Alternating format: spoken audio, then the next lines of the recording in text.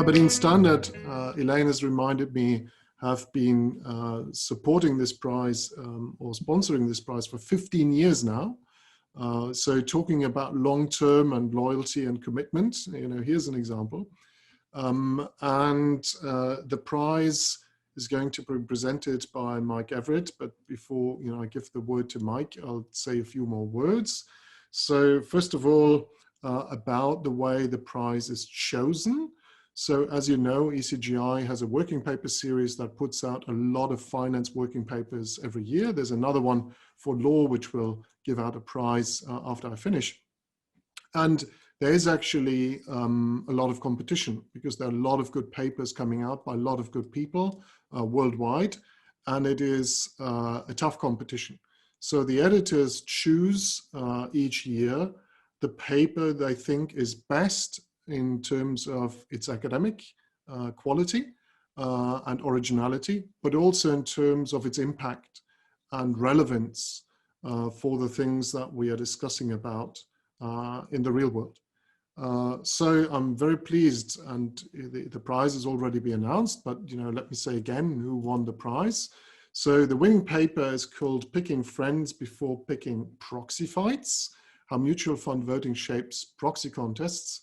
And it's co-authored by Alan Brav, Wei Jiang, Tao Li, and it's going to be actually presented by James Pinnington.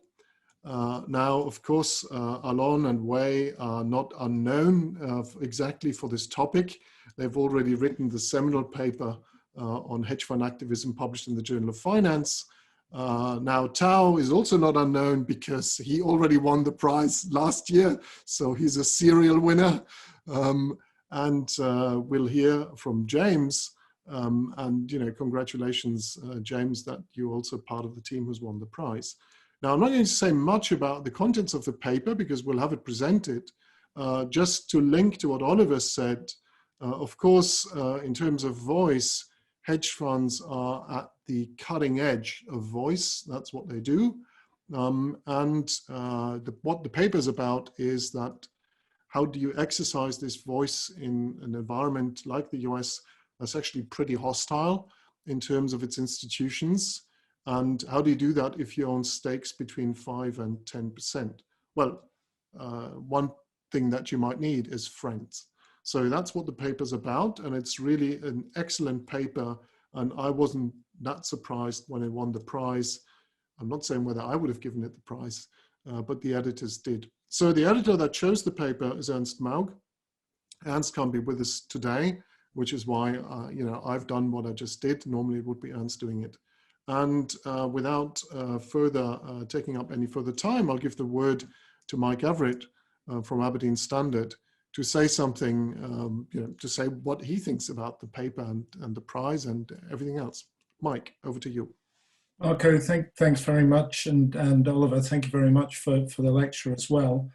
It's great to continue to be, a great pleasure to continue to be involved with the ECGI. And I think listening to the sorts of discussions we've had here is for somebody like me who tries to do these sorts of things on a day-to-day basis as a practitioner, is fascinating to hear what you're finding in your research as well. We hope and think that we do include the consideration of environmental, social and governance factors in what we do. And so listening to what Oliver's finding is very enlightening to hear it, but we need to work very hard to make sure that we can demonstrate very well what we do as well. And in reading the paper that won the prize, I think what I was trying to, when I was reading through it, it became clear to me that what I like about the academic research that I read is that it provides some thought, and it provides us, it makes us question what we're doing to see whether what we're actually doing is what we're comfortable with, what the outcomes that have come through in the research. And this paper really made me think about various things that we're doing to really see whether what we're doing are delivering the outcomes we expect. So for instance, am I comfortable that activists come and see us as friends? Do they search us out and search us as active managers to see right, here's a company that they own and that we can go and rely on Aberdeen Standard Investments to try and get us through a proxy contest. You know, are they lining us up in order to be able to do that? I also got to thinking, am I comfortable that ISS and Glass Lewis and the other proxy advisors have quite so much influence in proxy contests and the outcomes of those? So the finding in that I find very interesting. I also found it interesting and wondered whether I was comfortable that there is such a difference between the way that passive funds and active funds vote on these sorts of aspects. You know, if you're an investor, we were talking about investors and funds earlier on.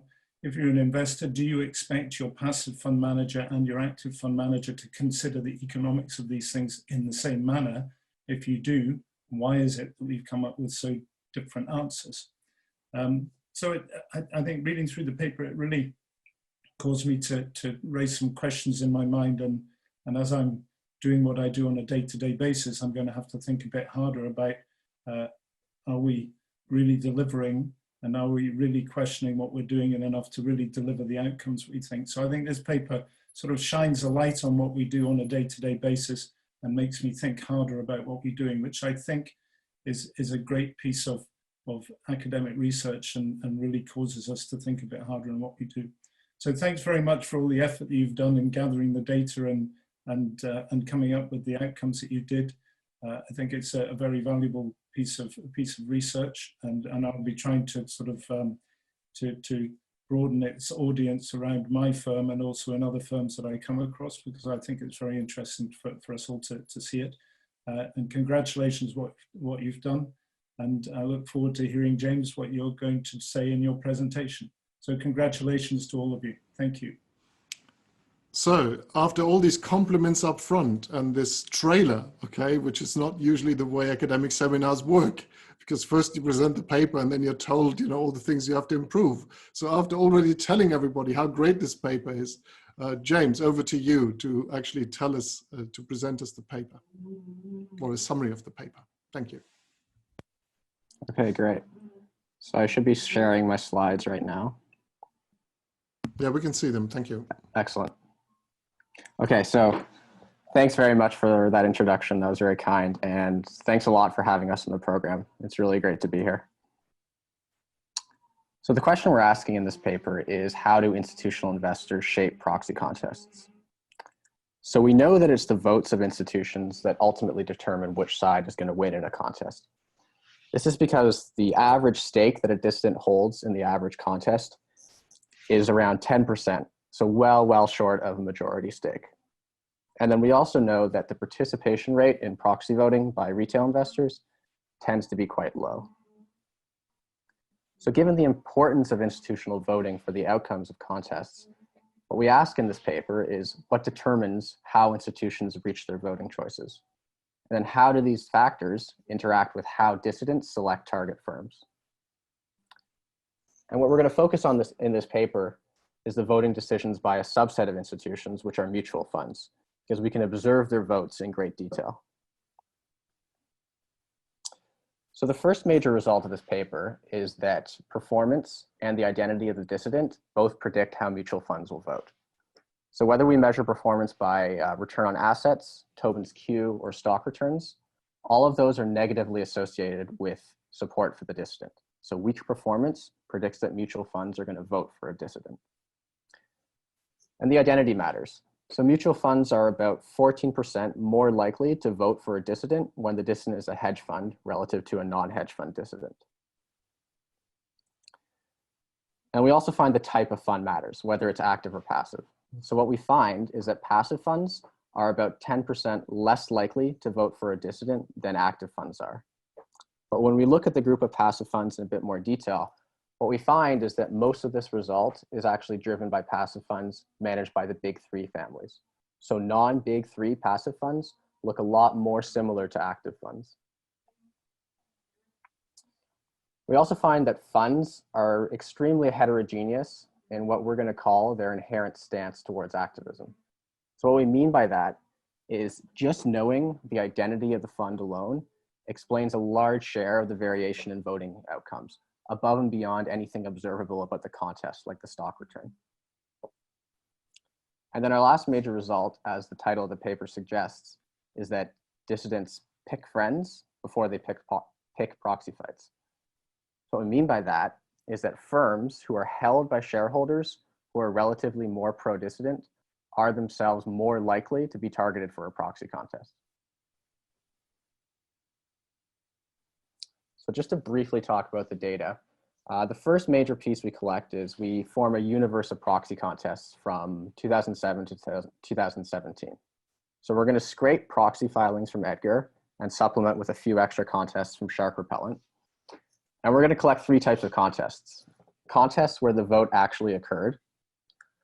But what's actually more common is for a contest to start, but management offers a settlement to the dissident before the scheduled vote. And this is actually more common, almost twice as common as a voted event. And then we also look at kind of the opposite of a settled event, where the dissident withdraws their campaign before the scheduled vote. And then the next major piece of data we need are the voting records from mutual funds for the contest that reached the vote. So we're going to scrape the regulatory NPX filings where funds disclose their votes. Something new in this paper is that disclosure of proxy voting in proxy contests specifically is not very standardized across funds. So for this reason, it's missing in a systematic manner from standard databases like the ISS database. So it hasn't received a lot of attention in the literature so far. So what we're going to do is we're going to collect detailed fund level voting records for about 5,000 unique funds managed by about 500 different families. And something new we're working on in the current version of the paper is that we actually see some votes for a subset of the contests that are settled or withdrawn. So these are contests that are typically resolved, say, a day or two before the vote was scheduled to occur. And mutual funds by that time had already submitted their votes. And these votes make it to the regulatory filings. So this is a very, very useful counterfactual for us because we get to see how shareholders would have voted in firms didn't actually end up holding a contest. So just to briefly talk about the voting outcomes, what's typically done in the voting literature is to think of shareholders as facing a binary choice. They can vote for management or they can vote for the dissident. But in fact, because a plurality standard is used in contested elections and shareholders can choose to return either the dissident card or the management card, we know that the effective range of options they have for voting is actually much richer than the simple binary choice. So we're going to think about 4 voting outcomes, which we're going to list here in order of how dissenting they are against incumbent management. So they can vote for every management nominee. They can withhold support for certain management nominees. They can abstain, which is quite rare. Or they can return the dissident card, but withhold support on certain dissident nominees. So for example, only support a single dissident nominee. Or they can vote for the entire dissident slate. So we're going to code these outcomes ranging from 0 to 1. So the variation of this variable ranges from 0 to 1. So we can roughly interpret any coefficient from a regression as reflecting the probability that a fund will vote for the dissident. Okay, so the first major analysis we do in the paper is we're going to run a reduced form regression. So we call this reduced form because at this point, we're not yet accounting for the fact that we have a non-random sample of votes, and we're not explicitly accounting for the fact that dissidents select which firms to target. So we're going to take the sample of votes as given for now. So we're predicting votes at the fund contest level. So in a given contest, how is a mutual fund going to vote? Vote's going to take one of the 5 categorical values that we described previously. And we're going to look at 2 sets of variables. We're going to look at variables at the firm and dissident level, such as the firm's ROA or the identity of the dissident. So these are common across all funds within a given contest. Then we're also going to look at a second set of variables, which are unique to the funds within a given contest. So this could be, say, the identity of the fund, whether it's passive or active, or the fund stock return in the company. So in column 1 here, we're going to show year fixed effects and industry fixed effects. In column 2, we're going to add fund fixed effects, which is going to get rid of the passive fund dummy. And then in the last column, we're adding event fixed effects. So this is going to absorb all firm level variables which don't vary within a given contest. Okay, so our first major result from the reduced form is that weaker firm performance and weaker valuation is associated with higher support for dissidents.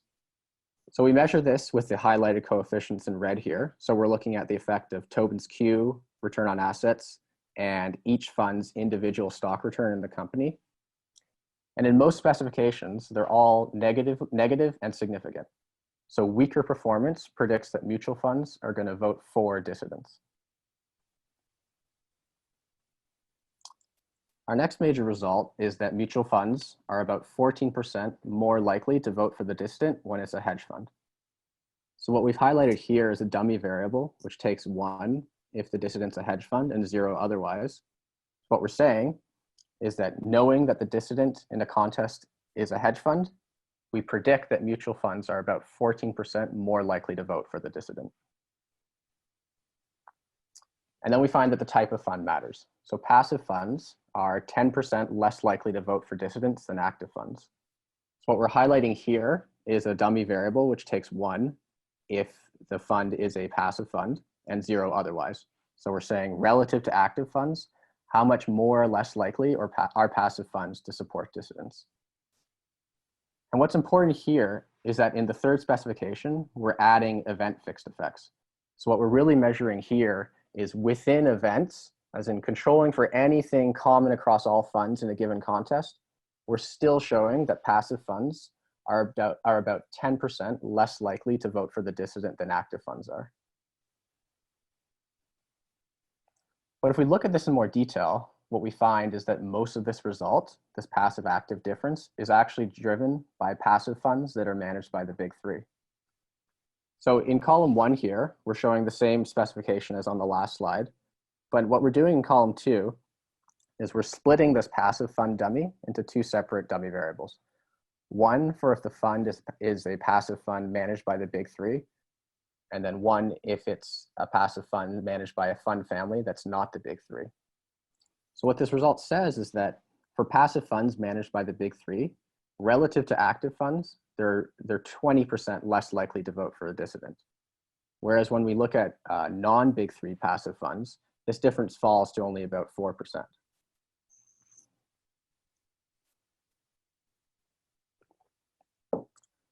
And our last result from the reduced form is that the identity of the fund alone can explain a large share of the variation in voting outcomes. So what we do here, in column 1, we don't have fund fixed effects. In column 2, we add fund fixed effects. And what we can see is that the adjusted R² increases significantly when we add the fund fixed effects.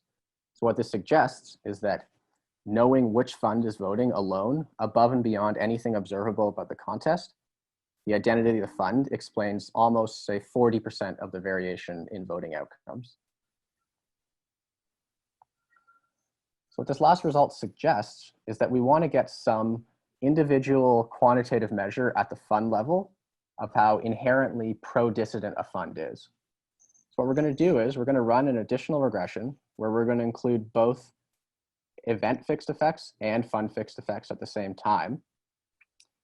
And what we're going to do is we're going to interpret this alpha j, which is the fund fixed effect. We're going to interpret this as measuring a fund's, what we call their inherent stance towards activism.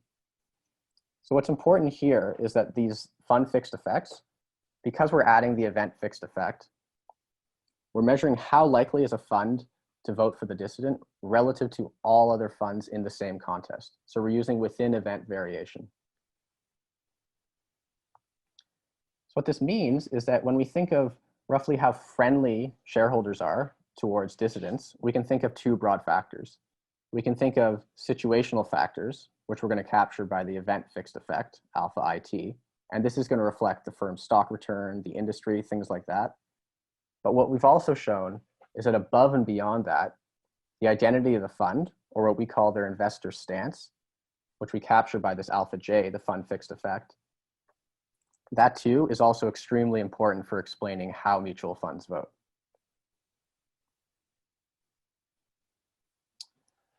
So something that we implicitly assumed in the previous set of regressions is that we have a random selection into voting. Basically, we assumed that every year, a group of firms is randomly selected to hold a contest, and those are the votes we're looking at. But we know that this is unrealistic. We know that dissidents target firms based on the expected support they're going to receive when a vote occurs. So the implication of this is that because we don't have a random sample of votes, any estimate we get from these reduced form regressions could be biased. And what that means is that we need some sort of model that's going to account for non-random selection into voting. So the approach we're going to follow is we're going to estimate a two-step correction model based on a paper by Lee. And what we're going to do in the first stage is to try to predict how do dissidents select which firms to target. So we're going to use a multinomial logit, and we're going to assume that each firm year, which we measure with IT, is a potential target for a proxy contest. So every year for each firm, we're trying to predict 4 discrete outcomes, which we're going to measure with this K variable. So a firm could be not targeted at all by a dissident, which corresponds to the majority of observations. The firm could be targeted and a vote occurs. These are the firms for which we actually observe mutual fund voting. Or the firm could be targeted and a settlement occurs, or the firm could be targeted and a withdrawal occurs. And what we're going to assume is that whichever outcome of the 4 outcomes that we see, that outcome has been selected by the dissident to maximize her payoffs.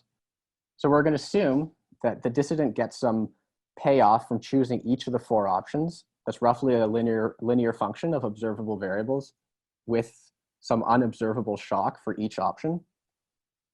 And what we're going to assume is that if K equals 1, meaning if we see a firm holding a vote, then that must mean that going to the vote gave the dissident the highest utility or the highest payoff. And what's important here is that in these state-specific payoff functions, we're going to include a vector of fund level variables that we've aggregated to the firm level. And these are supposed to reflect roughly what are the characteristics of a firm's shareholder base. So what's important is that one of the variables we include in this Z bar variable is each individual fund stance. So we're measuring the average stance of a firm. And what we'll do is for the firm years where K equals 1, meaning for the firm years where we actually observe a vote, we're going to construct the Lee correction term. And what this is analogous to the inverse Mills ratio in the more standard Heckman correction model setup. So then what we do in the second stage is we return to the linear regression where we're predicting votes at the fund contest level. But we're going to add in red here the Lee correction term, which we've constructed using the first stage estimates. And the idea here is that adding this term is going to correct for selection bias. And more than that, if we look at the coefficient, this eta, if we look at its sign, it's going to tell us the nature of selection. So it's going to tell us something about how dissidents select which firms to target. So in particular, if we see a negative coefficient on the eta, what this implies is that there's a positive correlation between unobservable variables in the first stage that lead a dissident to select a firm into voting, and then unobservable variables that lead shareholders to vote for the dissident once the vote occurs. Okay, so the results of this two-step model. So what we're showing here in the first 3 columns is the first stage, or the targeting equation. So this is a multinomial logit where we're predicting whether a firm is going to reach a vote, settled, or withdrawn contest, all relative to the base case of not being targeted at all. And then in the 4th column, what we're showing is the second stage, so the voting equation, where we've added the Lee correction term and where we can be confident that this equation is now free of selection bias. So the first major result we see is that in the first stage, what we've highlighted in red is that the firm level stance, so when we look at firms and average each fund stance, we see that this variable predicts experiencing a voted contest or a settlement. So all else equal, when a firm's shareholders are more inherently pro-dissident, that firm is more likely to be targeted for a proxy contest. And more specifically, when this firm level measure increases by a standard deviation, the odds that a firm is going to see a voted proxy contest increases by about 28%. So what this implies, to return to the title of the paper, is that dissidents are picking friends along observable dimensions. And then if we look at the second stage, so the voting equation, what we see in red here is that the bias correction term, the Lie correction term, has a negative and significant coefficient. So what this implies is that there's a positive correlation between unobservable variables that shift a firm into the voted state and unobservable variables that lead mutual funds to vote for the dissident. What this implies is that dissidents are picking friends along unobservable dimensions. Okay, so just to wrap up, what we've shown is that a range of variables at the firm level, dissident level, or fund level predict how mutual funds vote in proxy contests. We've shown that individual funds are extremely heterogeneous in what we've called their inherent stance towards activism, and that dissidents pick friends before they pick proxy fights. So they're going to focus on targeting firms that are held by more pro-dissident shareholders, and they're also going to select firms when they expect to receive high support when the vote occurs. So what this paper suggests more broadly is that institutional investors play a key role in shaping proxy contests. So thanks very much. Thank you very much, and thank you for staying so impeccably to the time. So we have 10 minutes for questions. I see no Q&A here in the chat box, but maybe one of the co-authors would like to add something. Alon, Wei, or Tao, would you like to add something or say something on the paper or in general?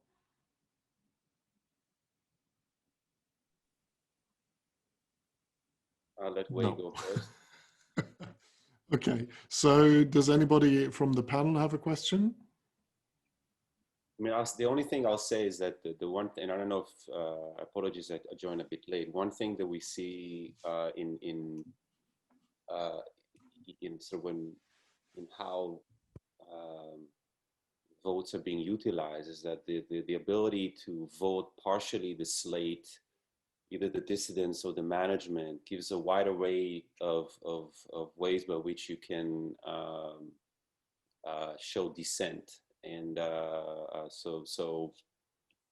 you can clearly, while we don't have universal ballots, you can show your dissent. You can, focus on the dissident slate. You can, for example, withhold on the management slate if you don't want to go to the dissident slate, but just kind of allow for the possibility that if others will withhold with you on the same individual, that may weaken some of the management nominees. So we're working, I don't know if James talked about it, had a time to talk about it, but we see a rich sort of use of the menu by which you can engage and kind of pick and choose from the nominees from both slates. So if there are no questions from the audience, and I do encourage you to post questions. So let me ask a question myself. So linking back to Oliver's lecture. So clearly we have a rise in pro-social investors, and you found that there's actually a lot of support for, shall we say, more classic concerns, namely underperformance, undervaluation, in the kind of support that you find for the activist, shall we call it traditional activist motives that activists typically had until now. So the question is twofold. The first question is, do you see, or would you predict, given the rise in this responsible investment, would you see in the future a potential drop in support for the kind of activists that you study? And then the flip side question, now we seem to have some new activists who actually say that they are responsible investor kind of activists. And is that a cause or an effect? I mean, are they doing this because they might get more support for this? or is this something new, or is this the same thing but wrapped in a different way? So I think Michael, it's a great question. So I can add some. So in our proxy context sample, the stated goal of the activists are usually quite the traditional goals, kind of enhancing shareholder value. But things are not reflected in our empirical analysis, but we observe more casually in the data is that there is a shift in a more broad-based stakeholder goals in even the hedge fund activism. So give you an example would be the genre partner targeting Apple for them to take care of the earphone addiction of people. So this is like one prominent example. So I think there are two quite different matters on this issue. So the one side is that I think shareholders are realizing that if you do not take care of certain ESG issues or the broad stakeholders, that in the long run, it will hurt shareholders. So for example, if you're not careful with your compliance with the environment, you might have a BP spill and the company could be ruined. Or if your governance is not good, you could have a Volkswagen scandal, then the company is nearly ruined. So I think in that sense, I think shareholders, especially the large ones, the long-term, the frequent or repeated activists, they understand the importance of being compliant, being friendly to the regulation, taking care of the broad stakeholders for the long-term shareholder value. So nowadays, in their launching of the campaigns, they are actively, more proactively using those language. Whether they're greenwashing something, that's a separate issue, but they are using more of this language. Another thing that we observed in data, for example, is that in the nominated dissident slates, they have become more diverse. So in the past, if you look at dissident slate, there's no diversity to speak of. But now if you look at the nominate by the dissidents, clearly you see a far more diverse pool that's comparable, almost on par with the general pool of the directors. So we view that we don't see definitely there's a stakeholders versus shareholders dichotomy, because I think in the long run their goals are more aligned. Now there's a separate branch of shareholder activism that they just distinctly target ESG issues. So they want there to focus on the issue. Now, currently, we have not researched on that branch of activism, but we certainly think it's a very important topic, and we look forward to researching that into that direction as well. And so I'll let my co-authors to add on this. Yeah, I agree. I mean, the one thing that I would add to what Wei was saying is that I think there are at least two papers that I'm aware of now by two independent teams that don't look at proxy fights, they look at activist engagements. And what they find is that the consequences for the environment are actually positive. And so a priori thinking that there is a contradiction between maximizing shareholder value and the environment is just, not necessarily correct.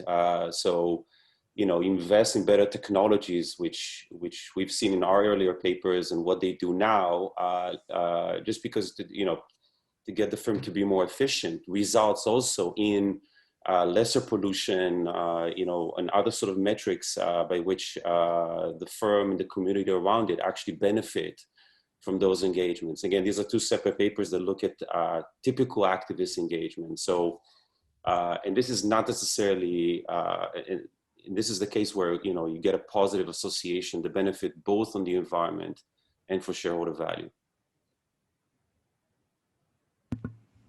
Great.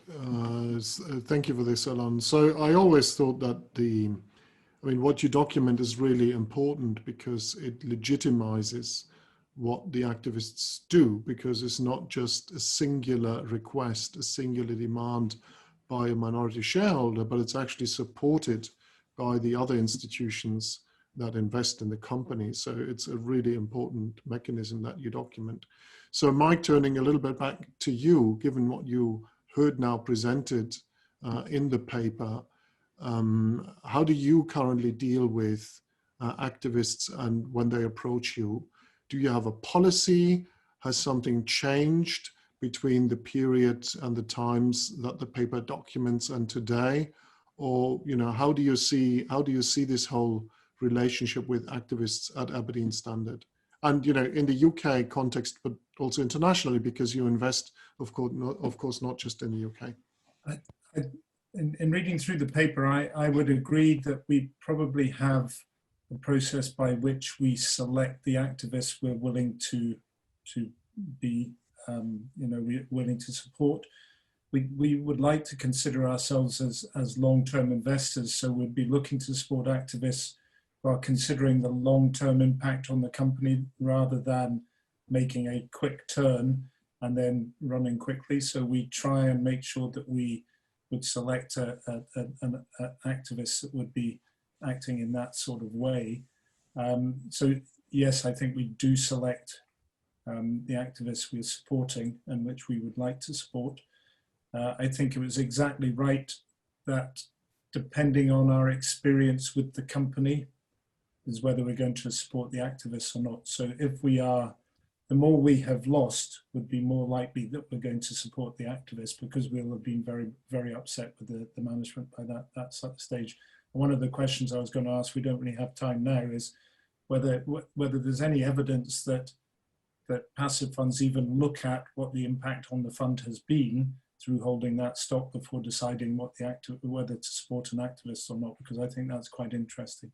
So I think it does back up our experience and my experience of what we've done.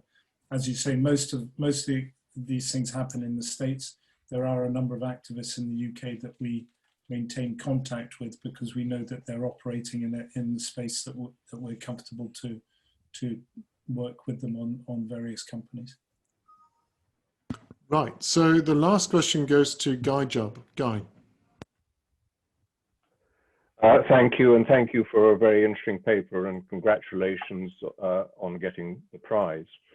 The question I wanted to ask relates to the role of withholding votes and abstentions. I think, James, when you were presenting the paper, you mentioned that for reasons I would understand, that abstentions and withholding votes are rarely used. But Alain, in his supplementary comments, gave voice to the nuanced impact that withholding a vote can have. And speaking as a long-term, formerly as a long-term fund manager, I know that sometimes abstaining, which can be like a shot across the bows to management, can actually be influential and enhance your influence over the long term. And I wondered whether, to what extent your research did look at the withholding of votes, and indeed whether you see this as an area which may merit further research.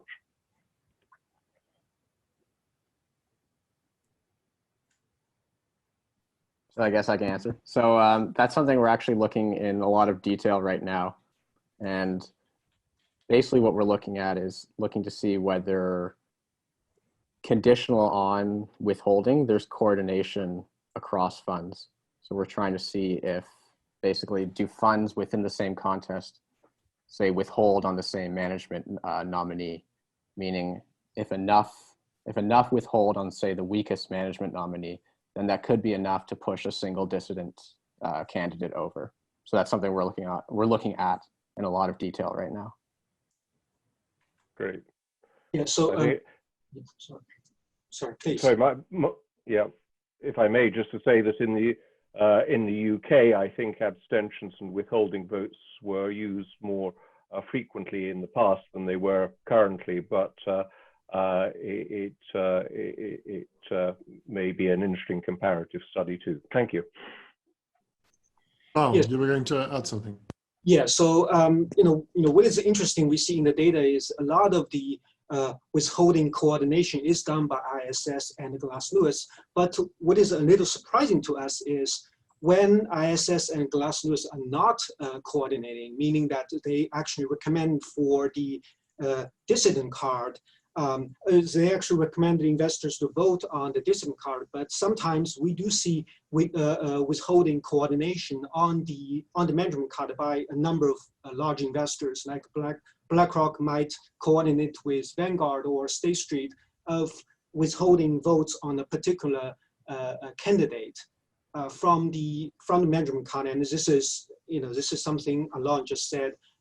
If there were enough investors coordinating this way, it would be very effective as well. So this is somehow surprising to us. Thank you. So we've come to the end of this first part of the prize giving. So thank you. Congratulations again. Thank you again to Aberdeen Standard for continuing to sponsor the prize. And I think it's just a great paper, and it's another classic that you've produced. And I certainly use it in teaching, and I think it's going to be with us for a long time.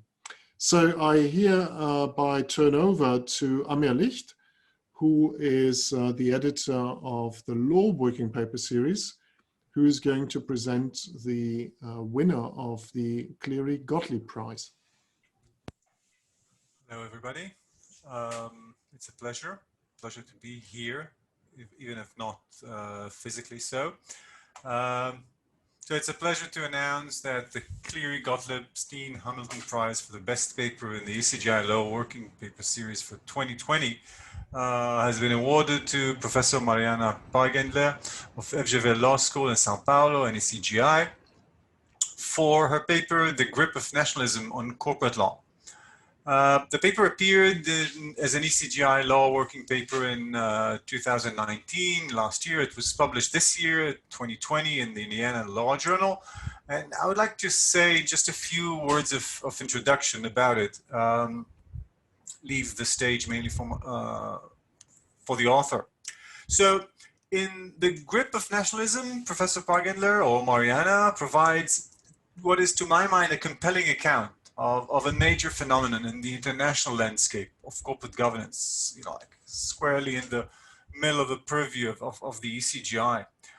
Many writers in the field have noted that politics and politicians are strongly linked to dynamics in corporate governance. Right? Prominent contributors include names like William Carey, Mark Rowe, Roberto Romano, among many others, and now there's another name.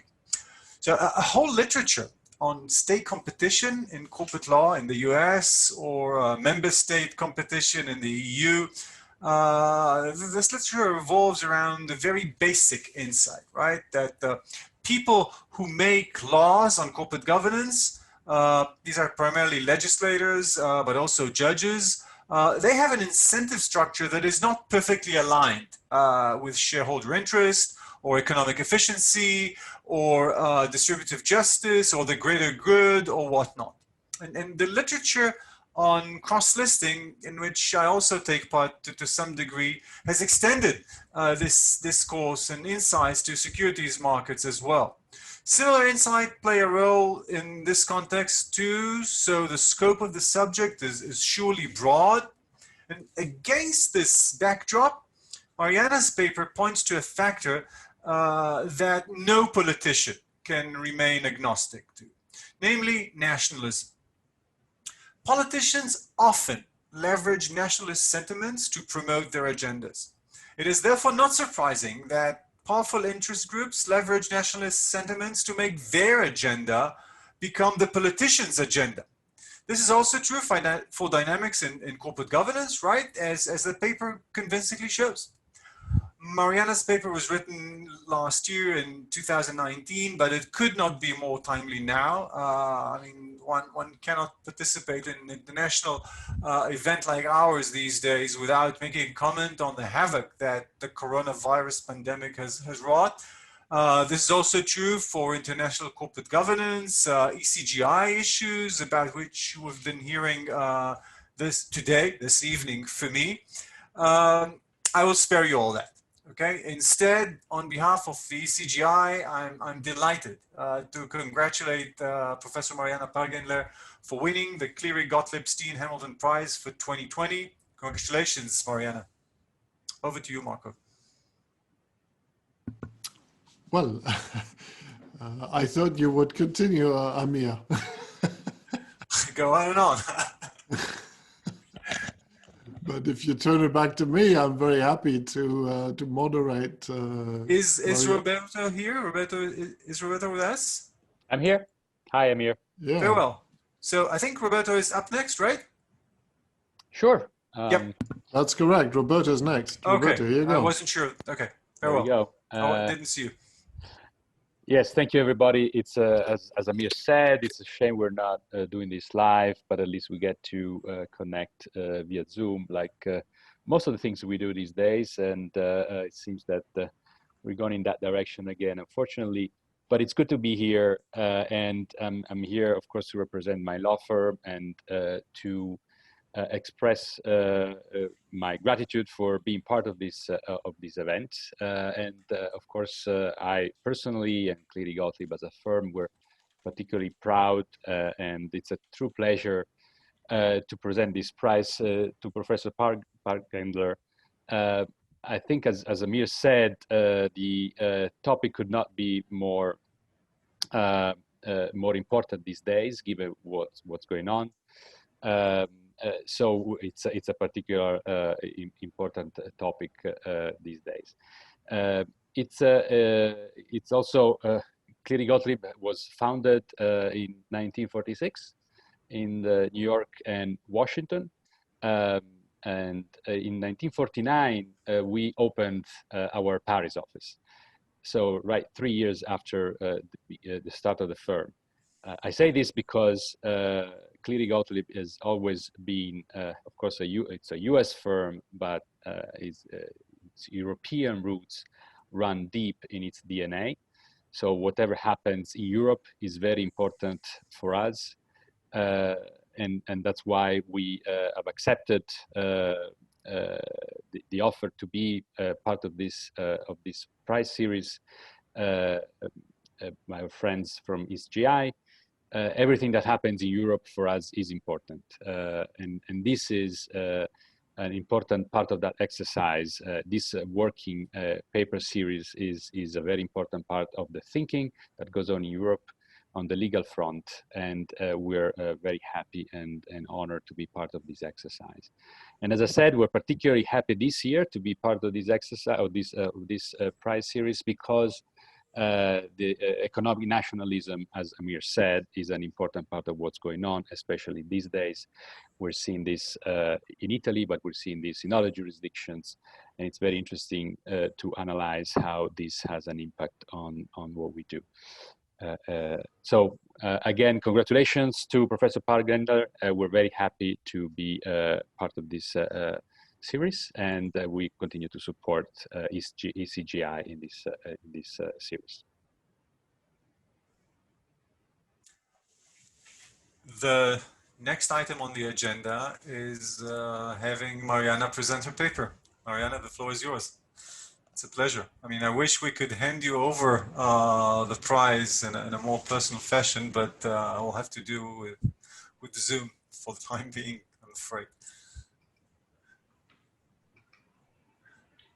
Thank you, Marco, Amir, Roberto, ECGI. It is such an honor for me to receive this prize as a fairly recent member, proud member of ECGI, and also a scholar from the Global South. I was so honored when I was invited to join ECGI as a research member, and I am deeply honored and happy to be with you today. It's unfortunate that we cannot be together in person, but thank you so much for the kind words. So the paper is about the grip of nationalism on corporate law, and it discusses the pervasive influence of nationalism in shaping corporate law and governance around the world and throughout history. This idea has implications for the description and understanding of past developments and for the prediction of future developments in corporate law and governance, and also for the normative debate on corporate law and governance. So this paper relates to a broader debate in the field. During the heyday of globalization, there was this question: how will globalization affect the differences in corporate governance arrangements that we see around the world? There is a prominent debate. There was actually even a book volume edited by Jeff Gordon and Mike Rowe, and there were two prominent possibilities envisioned by the literature. One of them is that greater market competition would push firms worldwide to adopt the, that's how it was thought, the efficient corporate governance model, which was thought to be a shareholder-oriented model. So this idea would be the end of history for corporate law. Other scholars disagreed and posited that there would be some persistence of existing differences due to differences in local politics and local ownership structures. So you would see some persistence due to path dependence. In this paper, I try to show that the existing debate is incomplete in overlooking the structure of national politics in a broader sense, and specifically the role of corporate governance arrangements in economic nationalism. And the result of this is pervasive and durable influence of nationalism on corporate laws around the world. So what I mean by nationalism here is the political resolve to favor territorial insiders over outsiders through protectionist policies. There are at least two strands. One of them is legal nationalism, which would be legal protectionism, try to have your own law apply to local firms. And the second and perhaps most important strand is a control nationalism, which relates to the various ways by which corporate laws can help firms remain under local domestic control. So some examples. Today we are witnessing a renaissance of dual class shares, and they're imported in contexts where they were not in the past, such as the United States. But dual class shares first emerged in France and Germany and other countries as well as a device to keep local firms under domestic control. In other words, as a foreign takeover defense. State ownership prevails in many jurisdictions, including my native Brazil, Norway, and it is specifically devised as a mechanism to ensure a domestic control and headquarters over major firms, including the very large and significant national oil companies. There are so many pieces of legislation worldwide named after foreign takeover bids, showing how much foreign takeovers can prompt changes in corporate law. So you have the Danone Amendment in France, the Lactalis Decree in Italy, the so-called Cadbury Law in the United Kingdom. And the examples are really plentiful, and a lot of what I do in the paper is go through the various examples, and I will share just some of it with you today. So one example is France's recent legal reform called the Loi Florange. And Florange was the city that had an industrial power plant that was shut down after a takeover by Indian firm Mittal. So years after the takeover, there was this protectionist corporate law reform that increased takeover defenses, created employee consultation rights, and also reversed the default rule for tenured voting rights in France. So it would be the default rule and no longer necessary for firms to opt in. That very change itself was specifically designed and had the effect of increasing the power of the French state as a shareholder, so it could keep controlling firms and influencing their industrial policy without commensurate equity holdings. There was a recent reform in France, and the report preceding the stakeholder-oriented reform specifically cites to the rise of Anglo-Saxon investors as motivation for a needed legal change. Well, I've already mentioned of the historical use of multi-voting stock in Germany. We also saw voting caps emerge in Germany, again, as a foreign takeover defense when there was increasing foreign acquisition threats from the Middle East. It is true that in the 1990s, Germany enacted more liberal corporate laws, for instance, eliminating voting caps that quickly made Germany more susceptible to foreign takeovers, including the famous, perhaps traumatic takeover of large German firm management by UK firm Vodafone. And the result was clear corporate nationalist backlash, and Germany, previously supported and then became a strong force in opposition to the EU takeover directive, which aimed to liberalize and dismantle takeovers, dismantle barriers to cross-border and foreign takeovers. Even co-determination, kind of the canonical feature of distinguishing feature of German corporate governance, has a distinct nationalist flavor in that appointment rights only apply to workers based in Germany. So it's rather a measure to protect German employees rather than workers more generally.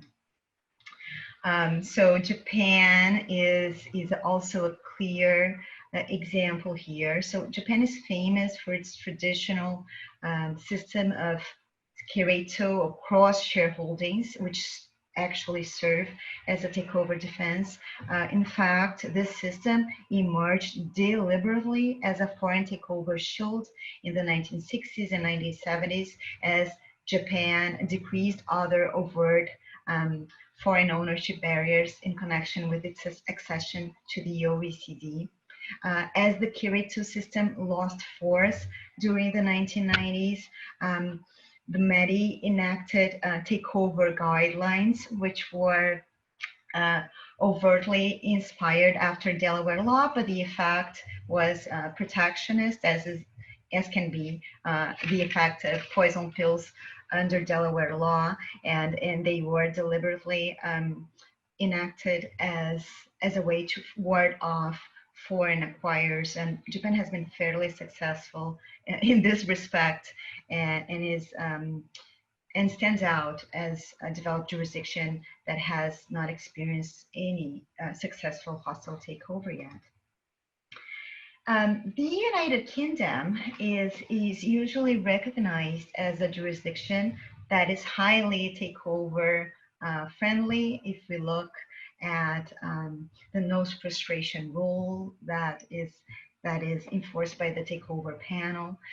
Even so, I recount in the paper various instances of protectionist backlash in the history of the UK, and those signs of backlash are even clearer these days. The takeover of Cadbury by Kraft was particularly visible in this respect, leading the otherwise market-based and market-friendly takeover panel to enact stakeholder-oriented reforms, including but not limited to the post-offer or undertakings, that is the ability of bidders to commit to protect certain stakeholders post-bid as part of the condition for the bid, and these have indeed been already used. EU law stands out as the first and only so far multilateral effort to promote economic integration through corporate law harmonization. A key goal of EU corporate law is to promote the free movement of capital and therefore dismantle protectionist barriers to cross-border transactions.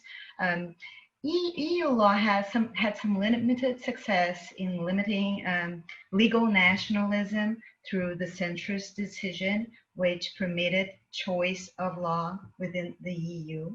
The same is true for the ECJ's limitations on protectionist uses of golden shares. However, the EU's most ambitious attempt to curb nationalism and promote cross-border takeovers is the Takeover Directive, which is now widely regarded as a failure. Many of the most important provisions were rendered default provisions.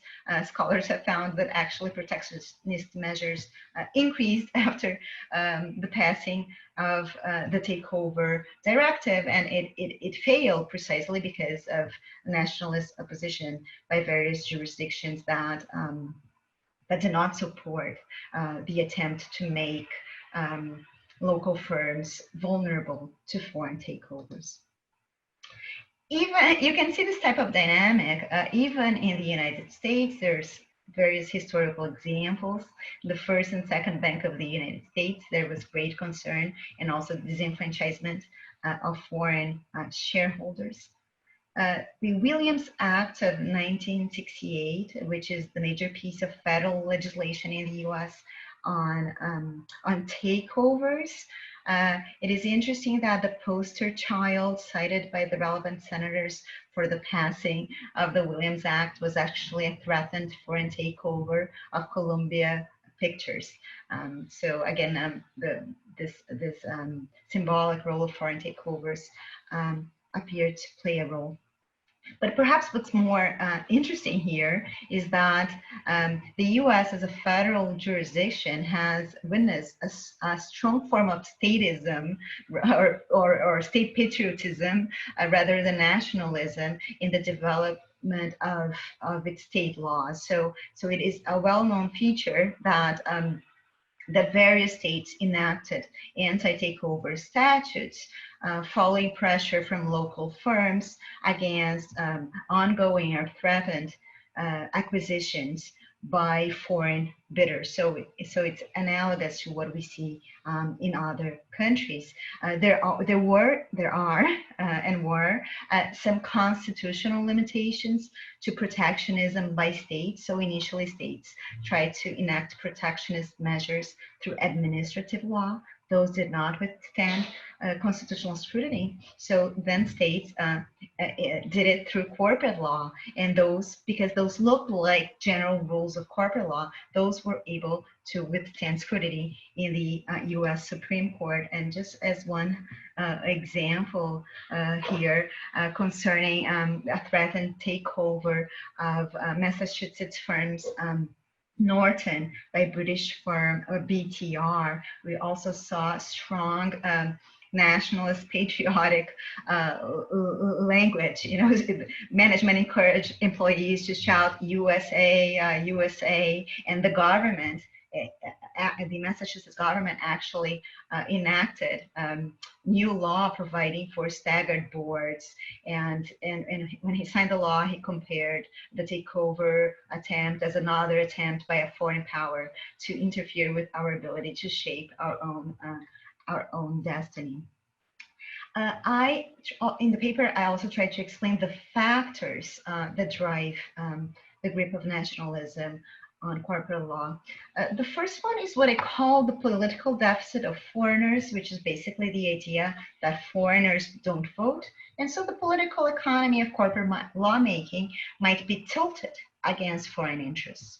That foreigners might be treated poorly, especially once their investment is sunk, is a well-known feature in international law and international investment law. In fact, various international investment treaties have been signed based on the assumption that national governments might want to expropriate foreign interests. However, the corporate law literature has so far operated with the idea that the sole idea that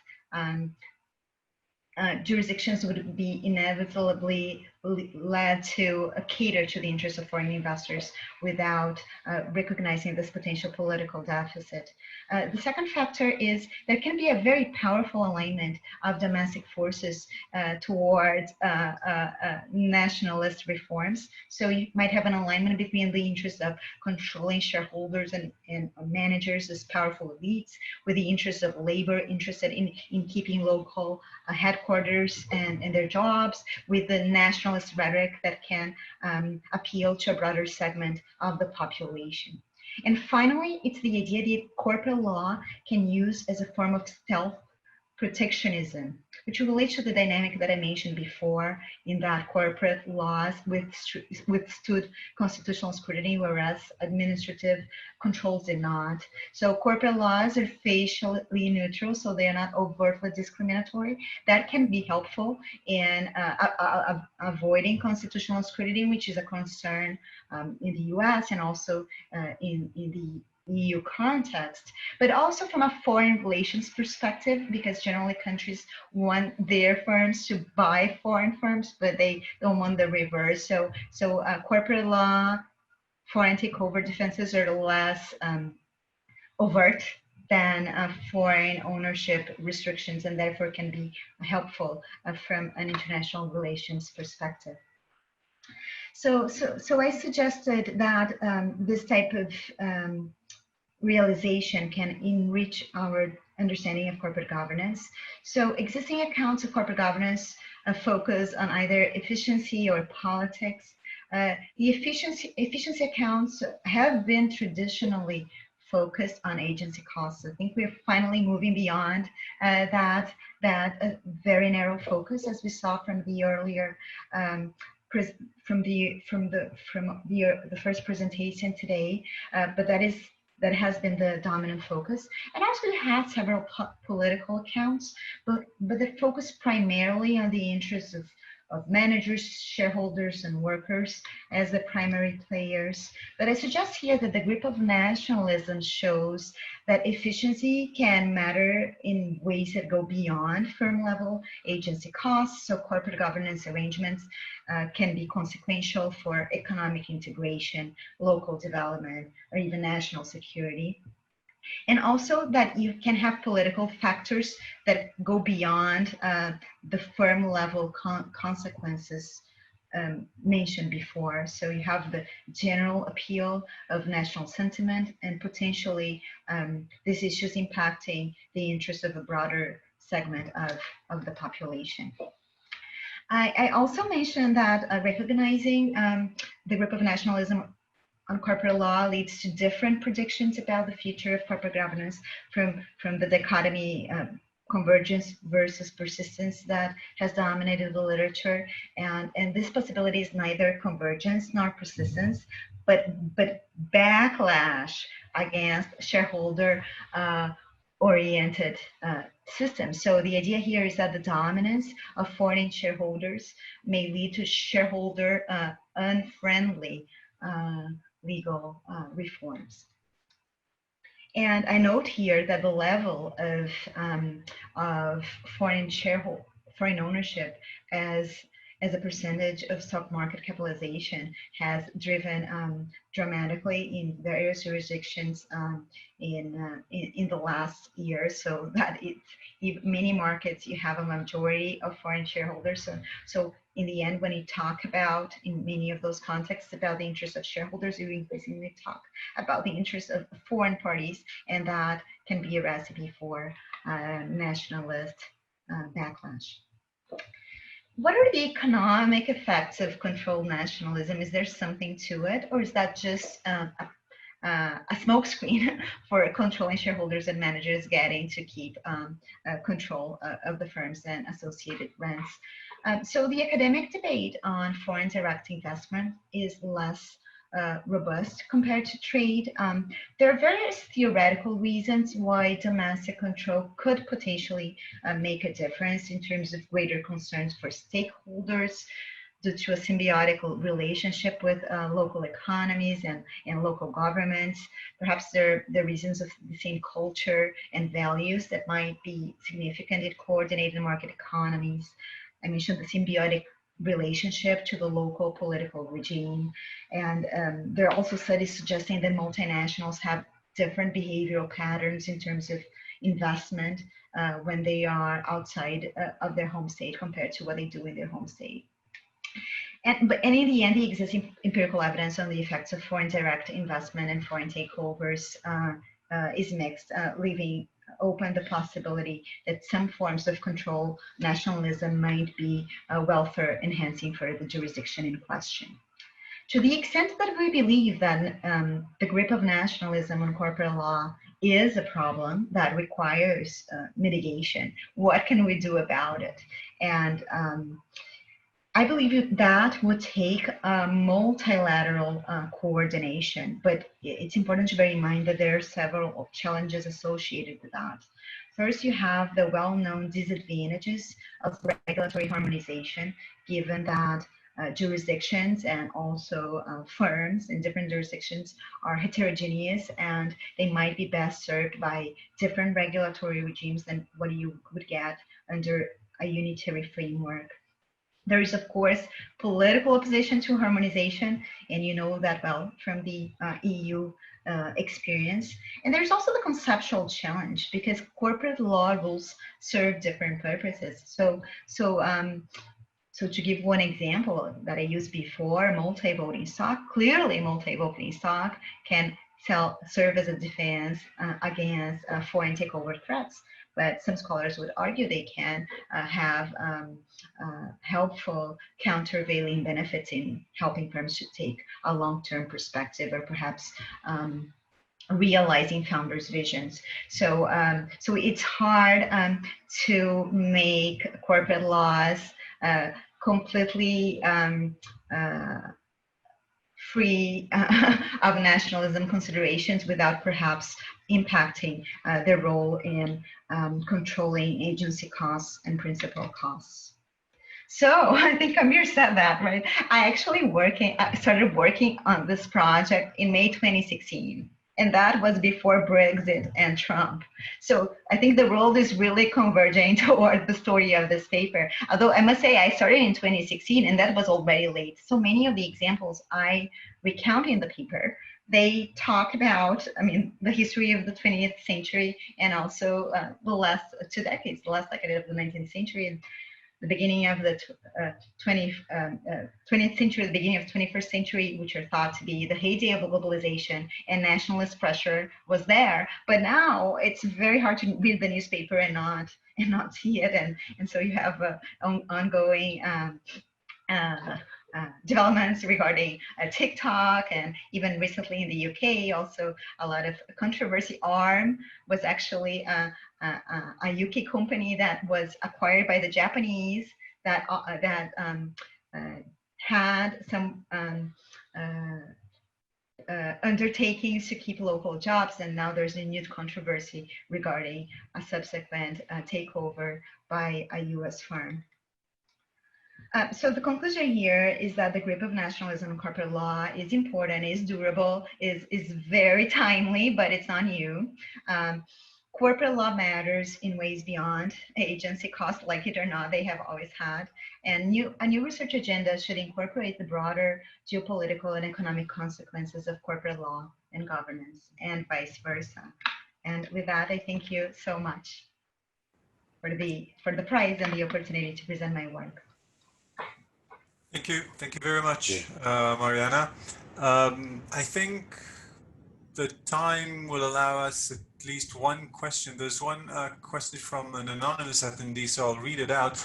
And I'll join it. Do you think that the rise of a global elite with a worldly orientation could affect control nationalism of local controlling elites? Yeah. So actually, this is an interesting issue. The idea that the elites are increasingly global and disembedded from their original local contexts. So you might have greater exit for elites than for than for private, than for regular citizens. So I think in the first panel, it was mentioned that we don't have exit rights concerning states. We cannot just move to New Zealand. I could not move to New Zealand, but Peter Thiel has managed to get New Zealand citizenship. So it is a concern actually raised in the paper's conclusion, and that that could in the future maybe perhaps mitigate the grip of nationalism. But I am quite, but I think I'm not seeing that I'm not seeing that anytime soon. I think one of the most salient issues currently is the rise of China, which is a different economic system and a very close, much closer relationship between firms and states, and I think that has actually prompted the West for an even closer relationship that was already close before. You've always had this grip of nationalism. So I think it's possible one day. I think that's going to be a different society from what we have right now. I do address this possibility, but I don't see it happening very soon. And it's important. I think very often in the 1990s that it was common that firms are multinational. They no longer have roots, but in some very important ways they still don't. It is surprising. So you refer to the grip of nationalism, right? That has a certain air of negativity to it, and you also refer to solutions to nationalism.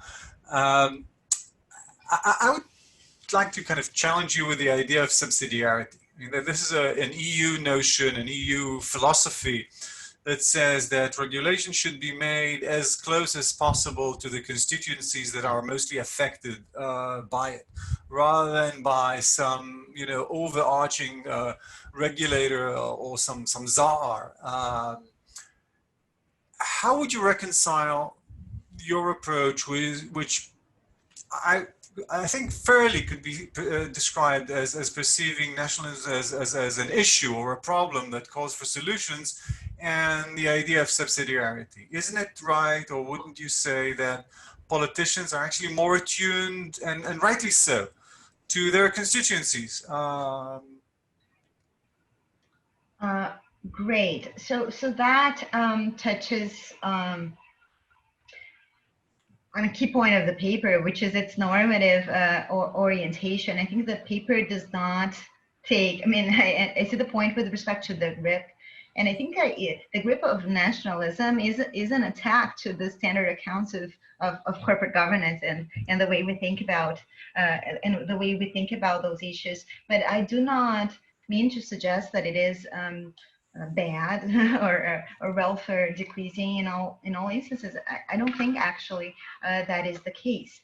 However, I also think that heightened nationalism can give rise to concern. And so here we're talking about very profound issues in terms of how much national policy autonomy, how much autarky or economic integration we should have, which has profound repercussions with respect to the geopolitical order, possibly even peace. So I'm not taking a very strong stance here, Amir. I think extreme nationalism is probably will require us to think differently about corporate governance from what we have so far. But we've always dealt with some degree in terms of this grip, and I think further works should continue exploring this normative dimension, because perhaps it was less visible when I started into 2016, and perhaps this paper helped made it more visible. But I think today is very hard to deny the impact of nationalism and geopolitical considerations in the way firms behave and their governance is structured. So certainly I do recognize your point that in many cases it's better to have local governance rather than global governance. But of course, we'll also have countervailing considerations, such as externalities and various other concerns. So clearly, when I was working on this project, it struck me that if I really see nationalism as a huge problem and want a solution for it, I should propose a global corporations law. So, and a colleague actually suggested that you're going to be famous for proposing a global corporations law, and I didn't want to go that way for precisely the reasons you suggest. Although, as you know, I think there's a lot more international corporate law than people recognize, and I think an attempt to control some nationalist tendencies is part of that picture. Right. So Amir, I think yeah. we've unfortunately run out of time, so Good. we need to wrap up. Thank you, Mariana. On behalf of the ECGI, congratulate you again. Marco, over to you.